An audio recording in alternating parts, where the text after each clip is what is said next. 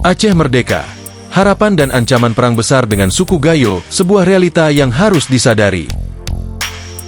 Aceh, sebuah negeri dengan sejarah panjang perjuangan, kembali menggema dengan wacana kemerdekaan. Sejak masa Kesultanan Aceh hingga perjuangan modern melalui gerakan Aceh Merdeka, GAM, keinginan untuk lepas dari Indonesia selalu menjadi isu yang mengemuka. Namun, ada satu hal yang jarang dibahas secara mendalam.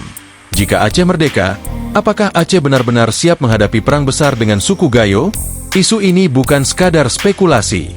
Sejarah panjang hubungan antara masyarakat pesisir Aceh dan masyarakat pedalaman seperti Gayo menyimpan konflik laten yang sewaktu-waktu bisa meledak. Apakah Aceh siap menghadapi skenario ini? Ini adalah pertanyaan yang sangat penting untuk disimak. 1. Sejarah ketegangan Aceh dan Gayo. Untuk memahami potensi konflik ini, kita harus melihat sejarah panjang hubungan antara Aceh dan Gayo. Secara geografis, suku Gayo mendiami daerah dataran tinggi seperti Aceh Tengah, Bener Meriah, dan Gayo Lues. Secara budaya, mereka memiliki bahasa, adat, dan identitas yang berbeda dari masyarakat pesisir Aceh. Sejak zaman Kesultanan Aceh, suku Gayo sering dipaksa tunduk kepada kekuasaan sultan. Mereka diwajibkan membayar upeti dan sering dikirim sebagai prajurit dalam berbagai ekspedisi perang Aceh. Ketika Belanda masuk, suku Gayo sempat memihak penjajah karena merasa lebih bebas dibandingkan di bawah kekuasaan Kesultanan Aceh. Ini menimbulkan luka sejarah yang tak mudah dilupakan. Saat konflik Aceh dengan Indonesia berkecamuk antara tahun 1976 hingga 2005, banyak warga Gayo yang merasa terpinggirkan dalam perjuangan GAM.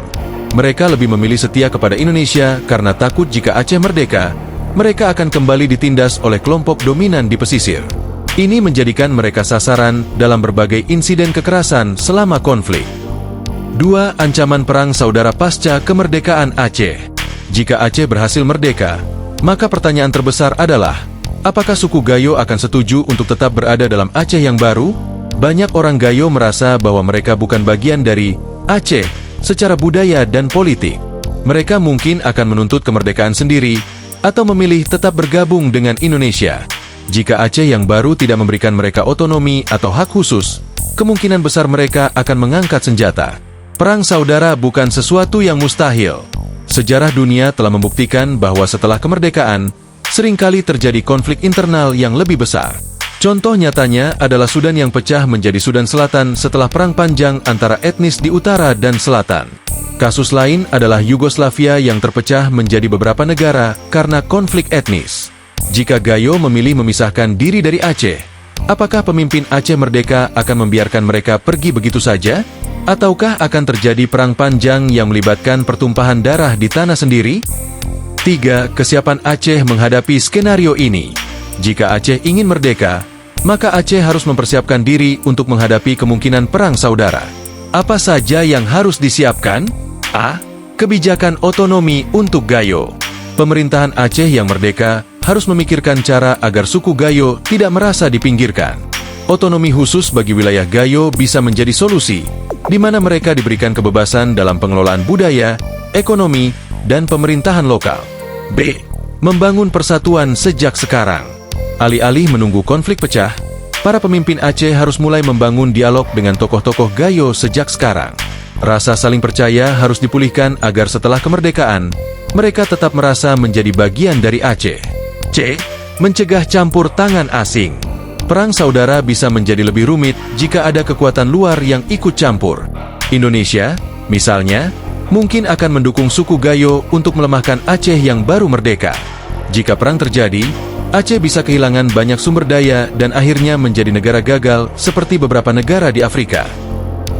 Aceh merdeka harus siap menghadapi konsekuensinya. Wacana kemerdekaan Aceh memang menarik, tetapi harus dipikirkan dengan matang.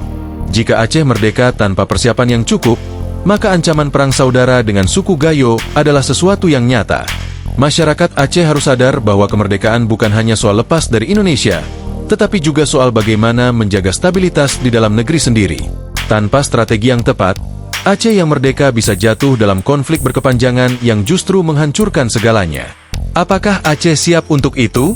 Inilah yang harus kita pikirkan bersama. Jadi, bagi kalian yang peduli dengan masa depan Aceh, renungkanlah baik-baik. Jangan hanya terfokus pada kemerdekaan, Tetapi pikirkan juga bagaimana menjaga persatuan setelah merdeka.